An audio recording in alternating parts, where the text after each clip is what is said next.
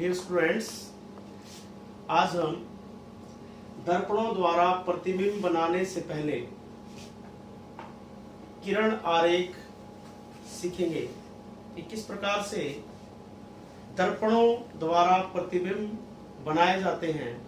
उस प्रतिबिंब को प्राप्त करने के लिए किरण आरेखों का अध्ययन सीखना, उनके किरणों के गुण सीखना अनिवार्य है।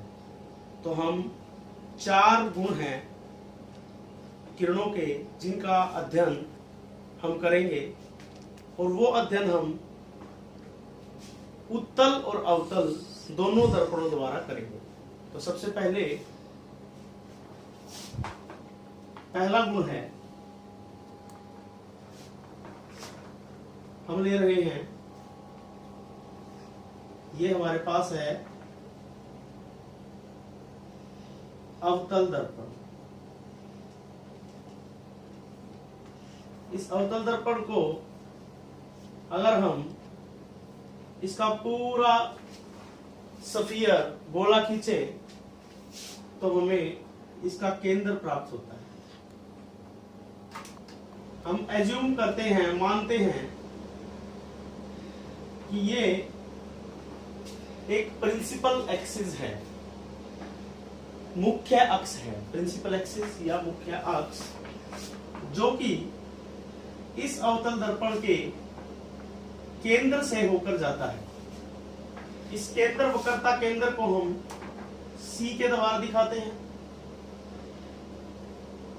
जहां पर हमारा दर्पण है वो पॉइंट P है, पोल क्षितिज, और C और P के ठीक बीच में एक बिंदु F होता है जिसको हम फोकस बोलते हैं। तो जब भी कोई प्रकाश की किरण इस मुख्य अक्ष के समांतर आती है,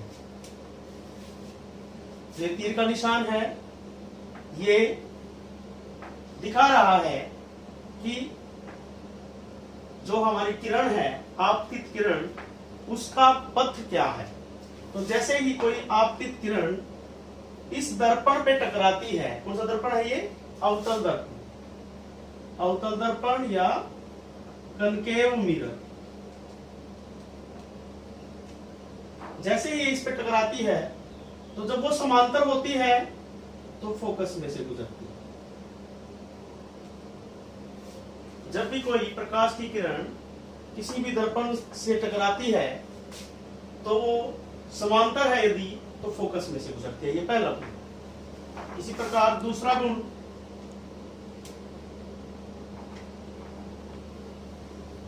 ये हमारा कौन सा दर्पण है? अवतल दर्पण।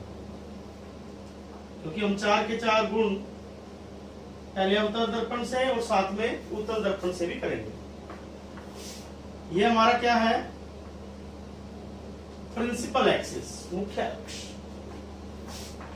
ये है केंद्र C, फिर से ये P, और ये क्या हो जाएगा?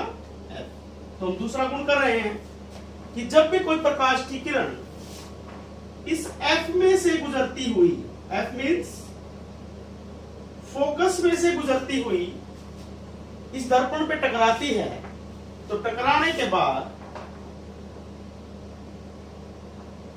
वो समांतर वापस आती है, मुख्य अक्ष के समांतर वापस आती है। ये हमें याद करना पड़ेगा। ये दूसरा नियम है। नियम नंबर 3,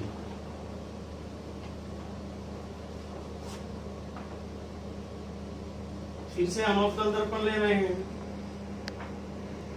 ये हमारा प्रिंसिपल एक्सिस, मुख्य अक्ष। This is the center of curvature C, वक्रता केंद्र। This is the pole P, and this is the focus. अगर कोई प्रकाश की किरण C में से गुजरकर, देखो हम नीचे से भी गुजार सकते हैं, C में से गुजरकर और इस दर्पण पे टकराती है, C में से गुजरकर, ध्यान देंगे, अगर वो दर्पण पर टकराती है तो उसी पथ से वापस आ जाती है। तो उसी पथ से वापिस आ जाते हैं, उसके रास्ते में कोई भी चेंज नहीं होता। तो आपतित किरण और जो टकरा के वापिस आती है उसका नाम क्या है? परावर्तित किरण। ये आपतित किरण है, और जो टकरा के वापिस है इसका नाम बदल गया है क्योंकि इसने परावर्तन कर दिया है, तो इसका नाम क्या बन गया है? परावर्तित किरण। एक ही किरण जब दर्पण पर टकराने से पहले उसका नाम आपतित किरण होता है, और जब वो टकरा के वापिस आती है तो उसका नाम बदल जाता है परावर्तित किरण। नियम number 4, this is our concave mirror, अवतल दर्पण। द प्रिंसिपल एक्सिस, मुख्य अक्ष C, P एंड F। और नियम नंबर 4 क्या कहता है? ये कहता है कि यदि कोई प्रकाश की आपतित किरण P पर टकराती है, पोल पर टकराती है, तो पोल पे टकरा गई है, तो ये पोल पर टकराकर जितना कोण मुख्य अक्ष के साथ बनाती है उतना ही कोण नीचे बना के वापिस आ जाती है, परावर्तित किरण के रूप में वापिस आ जाती है। इस केस में ये आपतन कोण और ये परावर्तन कोण बराबर होता है। यही परावर्तन का नियम भी है। एक बार फिर देखते हैं, मुख्य रूप से इसको देखते हैं पहले कि पहला नियम है कि जब मुख्य अक्ष के समांतर कोई किरण टकराएगी तो F में से वापस आएगी। दूसरा नियम है कि F में से जाकर दर्पण पे टकराएगी तो मुख्य अक्ष के समांतर वापस आएगी। तीसरा नियम है कि अगर वक्रता केंद्र C में से होते हुए दर्पण पे टकराती है तो उसी रास्ते से वापस आ जाती है, अपना रास्ता नहीं बदलती है।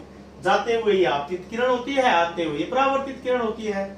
और नियम नंबर 4 क्या है, जो कि परावर्तन का नियम भी है, कि जब कोई आपतित किरण किसी P पर टकराती है तो P से टकराने के बाद जब वो वापस आती है तो जो आपतन कोण और परावर्तन कोण दोनों ही बराबर होते हैं। तो ये हमारे नियम है कि किस प्रकार एक किरण अपने गुणों को प्रदर्शित करती है किसी भी दर्पण के प्रति।